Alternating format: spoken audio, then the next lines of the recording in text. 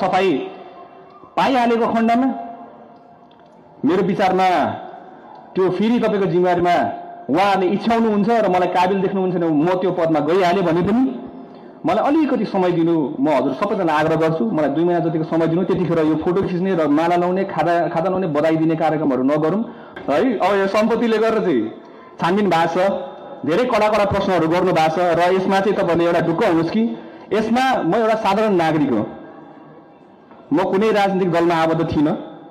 म पहिलादेखि कुनै राजनीतिक कुनै तपाईको सार्वजनिक पद धारण गरेका थिइनँ।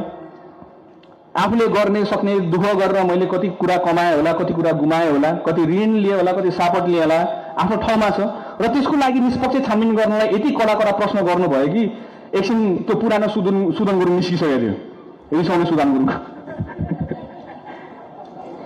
यति साह्रो प्रश्न गर्नुभयो कि मैले त उहाँलाई के भने हजुरको पनि सम्पत्ति छानबिन गर्नु त भन्नुसम्म त मैले भ्याएँ होइन। म एउटा साधारण नागरिक, तर अहिले एउटा सार्वजनिक पदमा छु। मैले बुझ्छु यो कुरा, मैले आफ्नो जिम्मेवारी बुझ्छु, एउटा पारदर्शी हुनुपर्छ भन्ने म कुरा बुझ्छु। मन्त्रालय धाउने काम नगरौँ। 2 महिना जति मलाई समय दिनु होला, म त्यति दिनसम्म सबै कुराहरू इस्टाब्लिस गरिदिन्छु। त्यसपछि नि भएन भने बाबु तिमीले बोलेको भएन है भनेर भन्नु होला। म तपाईँको छोरा जस्तो हो। तपाईँहरूले मलाई एउटा जिताएर पठाउनु भयो हुँदैमा म तपाईँभन्दा माथि होइन, म तपाईँभन्दा मुनि नै हो। तपाईँहरूले आज यो काम नगरेर तपाईँले मलाई दुःख गरेर भोट दिएर नजिताउनु भएको, आज म त्यो ठाउँ पुग्दिनँ थिएँ र म आफ्नो धरातल बुझ्छु। म यसलाई बिर्सिदिनँ। म तपाईँहरूलाई सम्झिरहेको छु, तपाईँहरू मेरो मनमै छ, त्यही भएर तपाईँले देख्नु भइहाल्यो। म तपाईँहरूसँग भेट्दाखेरि म अङ्गाला मार्छु। कुनै ठुला नेता जस्तो गरेर म तपाईँलाई ल अब चाहिँ म मन्त्री पूर्व मन्त्री भनेर तपाईँलाई मैले रवाफ पनि देखाएको छुइनँ। म अहिले पनि तपाईँहरूको त्यही सुदन गुरुङ हो जो चुनावमा नजितिएर तपाईँहरूलाई हात जोडेर भोट माग्न आएको थिएँ र पछि पनि त्यही सुदन गुरुङ हुनेछु। तपाईँहरूको इज्जत म फाल्दिनँ, मैले बोलेको छु र यो मेरो तपाईँहरूलाई बाचा हो। हस् त, धेरै धेरै धन्यवाद, शुभकामना छ सबैजना साथीभाइहरूलाई जो हाम्रो अधिवेशनमा उठ्नु भएको छ।